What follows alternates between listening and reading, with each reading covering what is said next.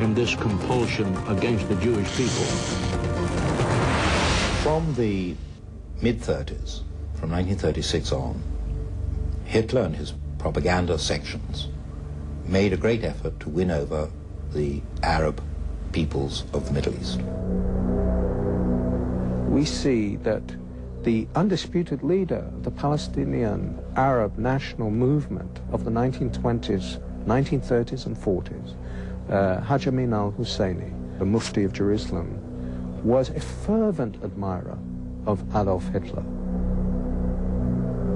The Mufti was one of the founders of the radical Islamic movement, and Hitler saw at once that this man not only could serve his purpose, but wanted to serve his purpose. There is a very important meeting between Hitler and the Mufti of Jerusalem on the 28th of November, 1941, of which we have a full protocol. And what Hitler explains is that this is first and foremost a war of extermination against Jewry. And he tells him to lock this secret in his heart. He is revealing it to the Mufti. It's extraordinary he should choose the leader of the Palestinian Arab National Movement for this revelation, which is in an official German document.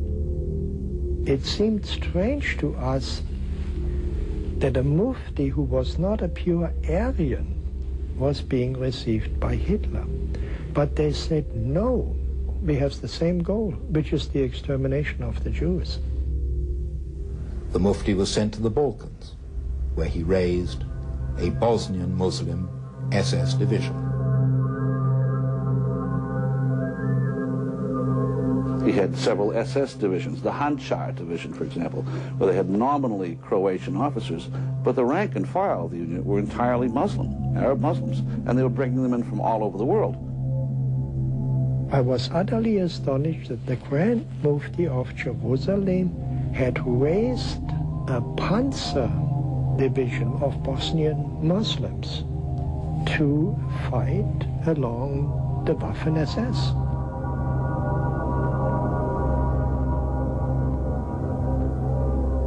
The fanatic Muslim world and Hitler both agreed that no ideology can exist beyond theirs. It's all-encompassing. A secular dogma like Nazism is less dangerous than this Islamofascism that we see today. It's less dangerous because Islamofascism has a religious twist to it. It says God the Almighty ordered you to do this, not the Führer, you know? So it is way more dangerous. It's trying to grow itself in 55 Muslim states, so potentially you could have a success rate of several Nazi Germanys if these people get their way. Islam is presented in many of the American media outlets as being peaceful, but yet the actions of the people are so very violent. Tell us, tell our audience the extreme hatred that you have seen, not read about, but things you have seen demonstrated by Islamics against the Jewish people. I remember when I was doing my research, Pastor, going to Hebron even.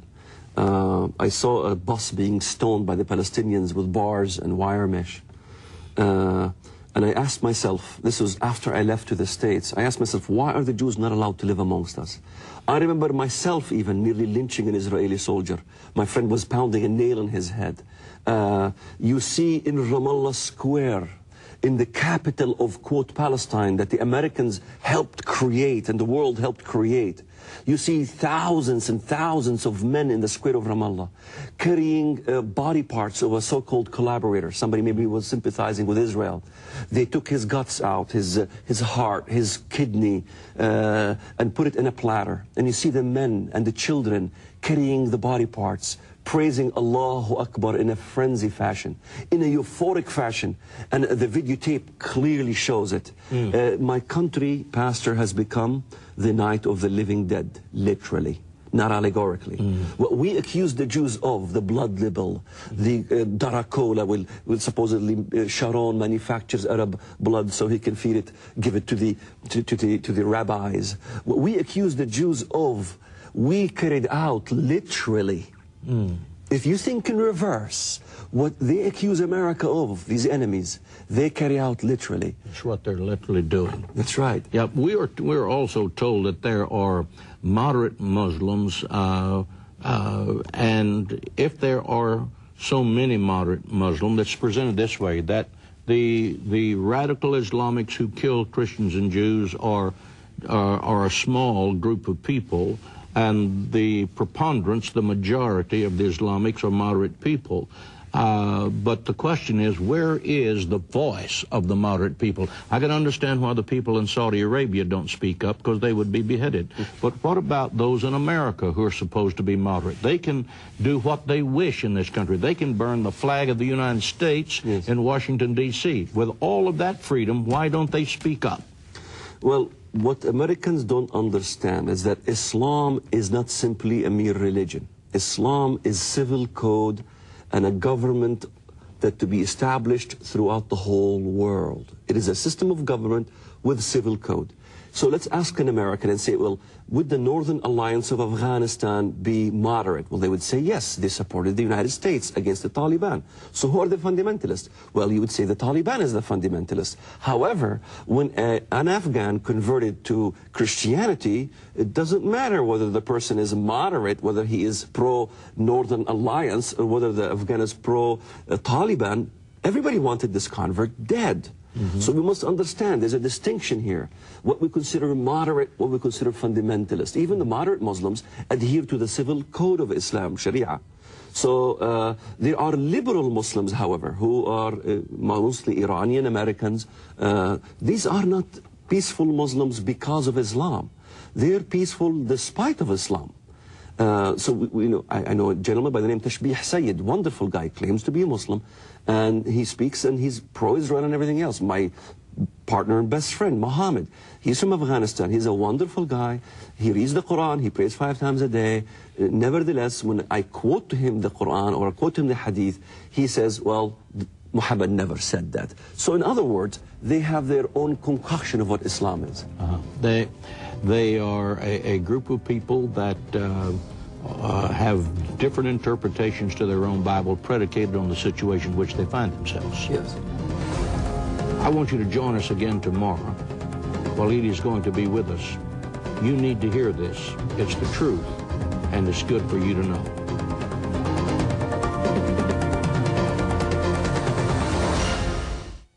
We're excited to offer the Life Plan Study Bible, which features 250 full-page life plan lessons written by Pastor John Hagee. Each lesson is tied to the wealth of sermon and Bible study programs he has preached over the years.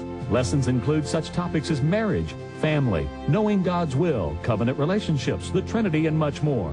The Life Plan Study Bible spotlights the significance of the gospel for every aspect of life, and it provides an excellent summary of what the Bible teaches. It's a wonderful format for individual Bible study or in a group format.